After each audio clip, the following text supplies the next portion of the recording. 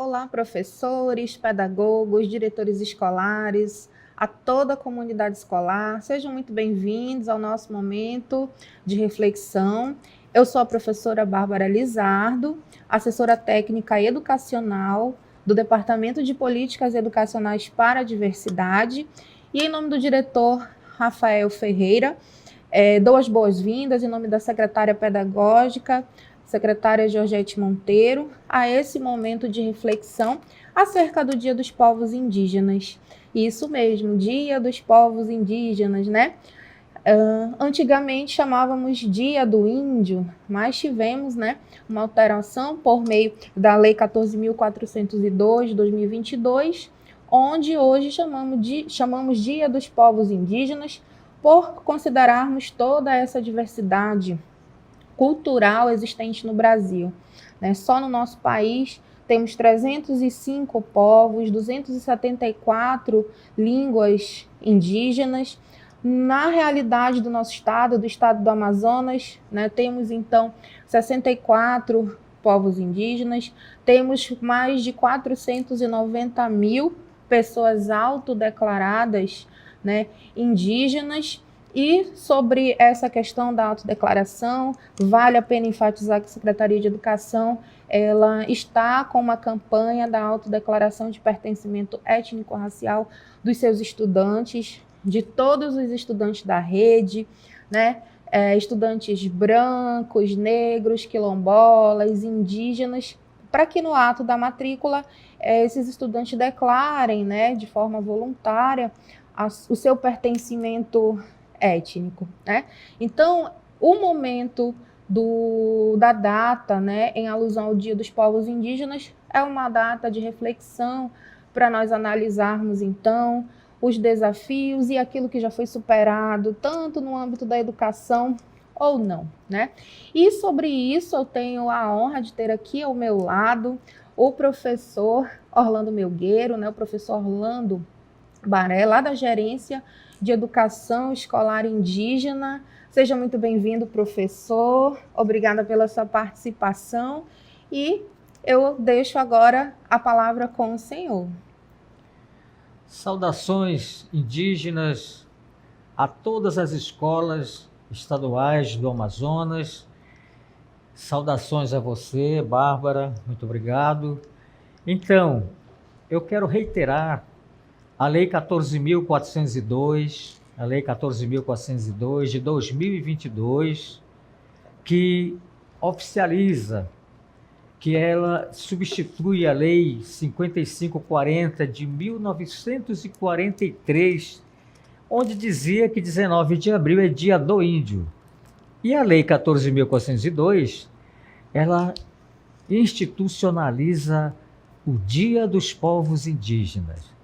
A educação escolar indígena, que é um grande desafio em todos os lugares, em todos os países da América, do Canadá ao Chile, tem educação escolar indígena, e nós no Brasil, nós no Amazonas, estamos também neste mesmo desafio. Eu quero me apresentar, sou Orlando Melgueiro, reiterando o que a Bárbara falou agora há pouco, sou Baré, e nós estamos atuando como técnico na Gerência de Educação Escolar Indígena, que é um setor ligado ao Departamento de Políticas Educacionais para a Diversidade, por sua vez ligado à Secretaria Pedagógica da SEDUC.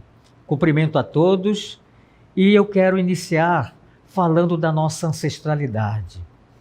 Dia dos Povos Indígenas, para nós não é dia, é o mês, é o ano todo.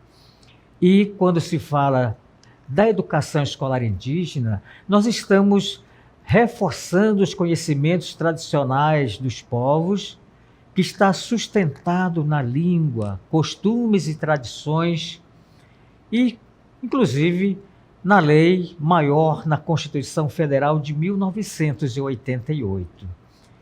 Ora, esta ação fortalece a escola e a família e escola. Quando eu falo de desafio, porque mudanças sempre estão acontecendo e é para o bem. A educação escolar indígena sob a orientação do DPDI, apresenta para nós essa visão, uma troca de experiência, um aprendizado, reconhecimento da identidade indígena. Então, eu estou aqui falando em nome do professor Sansão, ele que é o gerente da educação escolar indígena. Então, nesse período nós vamos estar conversando com as escolas da capital. O que vai acontecer? Nós estamos promovendo, junto com o DPDI, rodas de conversa sobre interesses relacionados aos povos indígenas da Amazônia.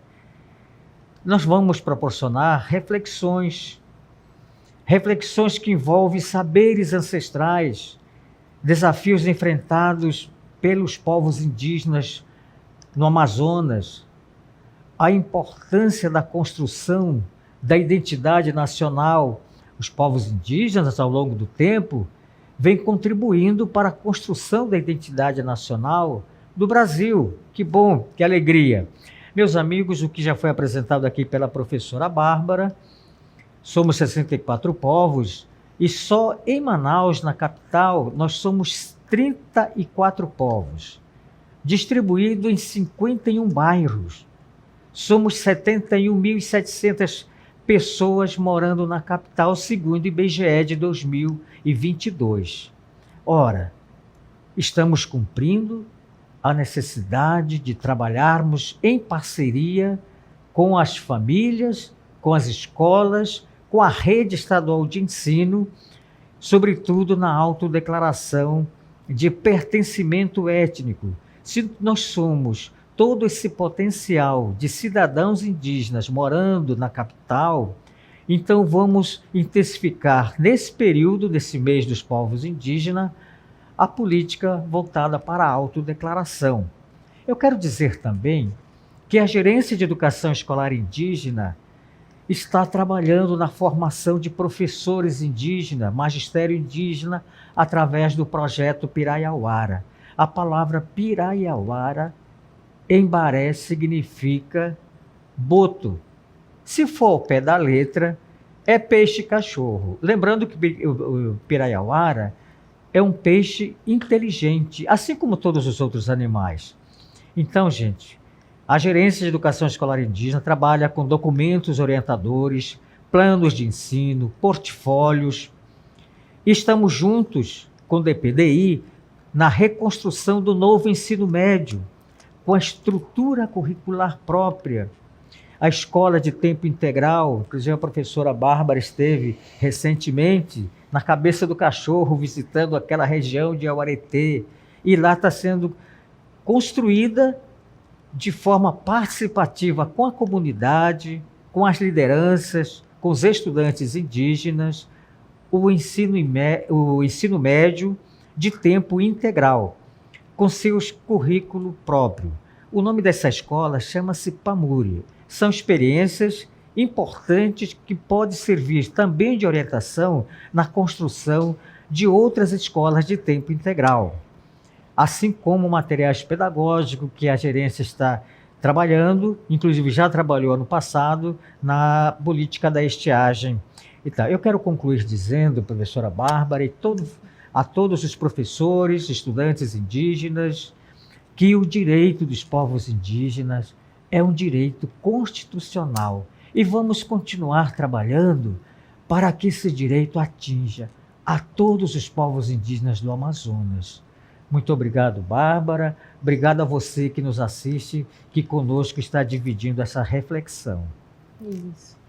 Nós temos, então, algumas telas, né, para apresentarmos sobre o mês dos povos indígenas, como bem falado pelo professor Orlando, né, professor Orlando Baré, que esse ano nós temos aí, principalmente, como o tema, né, a importância da autodeclaração, né, levando em consideração a Lei 11.645 de 2008 também, que fala da obrigatoriedade, né, do ensino da cultura indígena nas nossas escolas. E aí, dando continuidade a essa apresentação, como também o professor Orlando falou, nós temos a tela que apresenta os 64 povos, né, do estado do Amazonas, entre Satere-Maué, Apurinã, Baré, Dessano, Baniwa, Tucano, Ticuna, e entre muitos outros, né, como vocês podem observar na tela.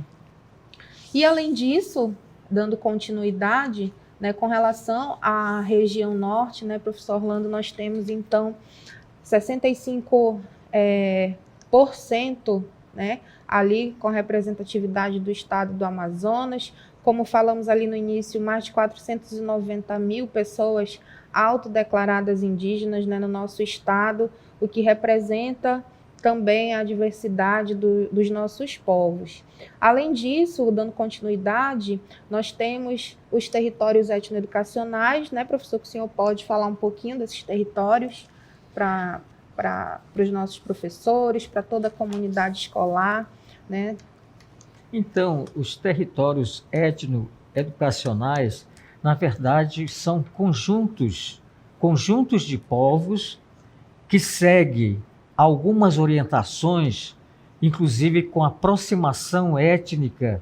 Lembrando que a etnicidade ela está ligada à nossa ancestralidade, o que está mais comum entre uma determinada região do estado do Amazonas. Então, os territórios étnicos educacionais estão em 20 municípios do estado do Amazonas e no Baixo Amazonas, com os povos e também com os municípios daquela região, são vários municípios, que daqui a pouco nós vamos estar apresentando para vocês. E depois, o território étnico educacional do Rio Solimões, são 9 municípios. Território também, falamos do Baixo Amazonas, com 20 municípios. O território étnico-educacional do Médio Solimões são 9 municípios. Território étnico-educacionais do Alto Solimões são 6 municípios. Território do Rio Negro, étnico-educacional do Rio Negro, são 3 municípios. Também existem territórios específicos, como o território étnico-educacional Vale do Javari e território étnico-educacional Yecuana, dos povos indígenas Yanomami. Eles estão localizados entre Amazonas e Roraima. Então, nós não podemos, inclusive, dividir os povos. Nós estamos trabalhando de forma conjunta e em parceria com municípios e também, no caso Yanomami, com os nossos parentes que estão no estado de Roraima. Mais alguma coisa, professora Bárbara?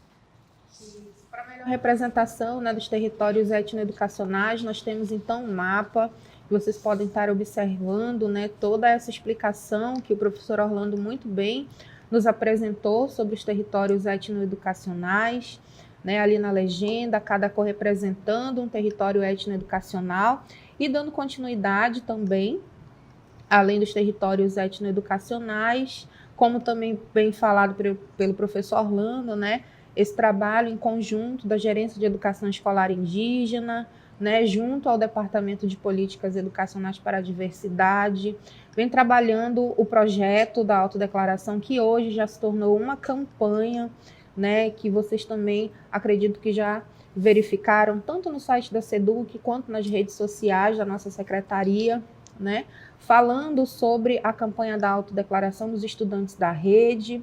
E continuando, né, a nossa apresentação, nós temos aí a missão da Gerência de Educação Escolar Indígena, né, que o professor Orlando pode explicar para a gente.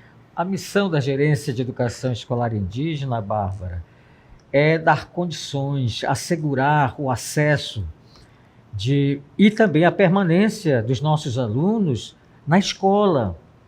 Lembrando que os povos indígenas e as populações indígenas, povos são uma coisa, populações é outra coisa. Então, as populações que estão naquela comunidade, que divide o espaço com a escola, a missão da gerência é a garantir condições de acesso e também a permanência desses alunos na escola, trabalhando, sobretudo, uma educação diferenciada, específica, intercultural, monolíngue, bilíngue, multilíngue.